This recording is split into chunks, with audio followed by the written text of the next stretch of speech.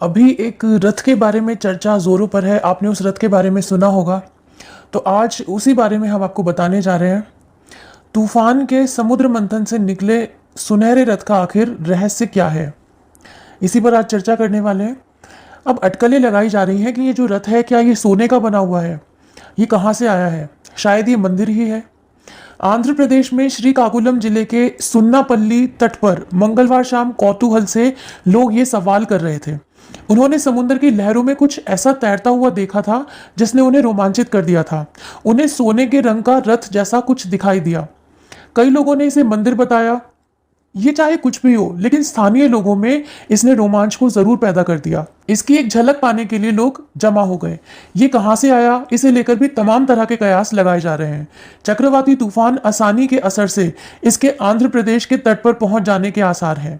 Media reports के मुताबिक सोने के रंग वाले इस रथ या मंदिर का आकार दक्षिण पूर्वी एशियाई देशों में मठों के जैसा है। जैसे वहां पर मठ बने हुए हैं, ये ठीक उसी प्रकार का बना हुआ है।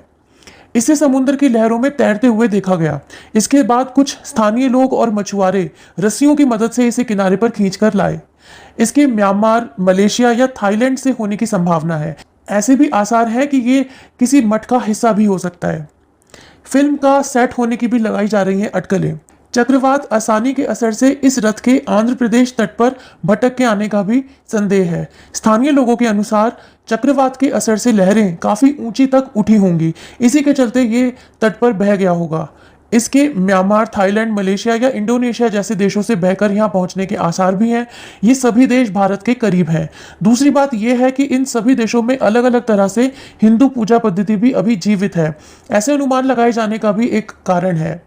एक स्थानीय पुलिस अधिकारी के हवाले से मीडिया रिपोर्ट्स में कहा गया है कि इस बात की संभावना है कि ये गोल्डन रथ किसी दूसरे देश से आया हुआ हो।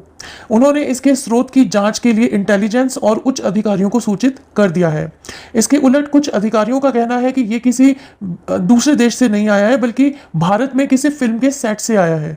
इस तरह के अनुमान जाहिर किए गए हैं कि रथ का इस्तेमाल भारतीय तट पर कहीं किसी फिल्म की शूटिंग के लिए किया गया था। तूफान आसानी के चलते ऊंची लहरें उठने के कारण ये श्रीकाकुलम तट पर आ गया। जैसे ही क्षेत्र के लोगों को इस घटना की जानकारी मिली तो वो मंदिर की एक झलक पाने के लिए किनारे पर जमा होने लगे। अब आपको बताते हैं कि रथ के मलेशिया और इंडोनेशिया से आने की जो खबरें हैं वो सामने क्यों आ रही है। रामकथा मलेशिया और इंडोनेशिया की संस्कृति विरासत का हिस्सा है। ये और बात है कि इन देशों में मुस्लिम आबादी 90% तक है। हालांकि इन पर रामायण की गहरी छाप है। 2020 में अयोध्या में राम जन्मभूमि मंदिर के भूमि पूजन के बाद प्रधानमंत्री श्री नरेंद्र मोदी ने भी इसका जिक्र किया था। उन्होंने कहा था कि इंडोनेशिया में स्वर्णद्वीप रामायण और योगेश्वर रामायण जैसी कई अनूठी रामायण हैं। वहां के लोग खुद को राम से जोड़कर देखते हैं। कंबोडिया और मलेशिया जैसे देशों में भी कई तरह की रामायण है। श्रीलंका में रामायण कथा जानकी हरण के नाम से सुनाई जाती है। तो यह है एक घटना जो आसानी तूफान से जुड़ी हुई थी। यहाँ पर एक ऐसे रथ को देखा गया। अब उस रथ के पीछे अलग अलग कहानियां बताई जा रही हैं। आपको क्या लगता है? आप अपनी राय हमें कमेंट के जरिए बताइएगा कि क्या वाकई ये कोई मंदिर का हिस्सा है, कोई मठ का हिस्सा है, या फिर मात्र एक फिल्म की शूटिंग के लिए इसे बनाया गया था और अब ये तूफान के चलते तट पर बहकर आ गया है। आपको क्या लगता है? हमें कमेंट के जरिए जरूर अपनी राय दीजिएगा। चैनल पर नए हो तो सब्सक्राइब जरूर कीजिएगा। वीडियो देखने के लिए सभी का बहुत बहुत धन्यवाद। जय हिंद, जय भारत, वंदे मातरम।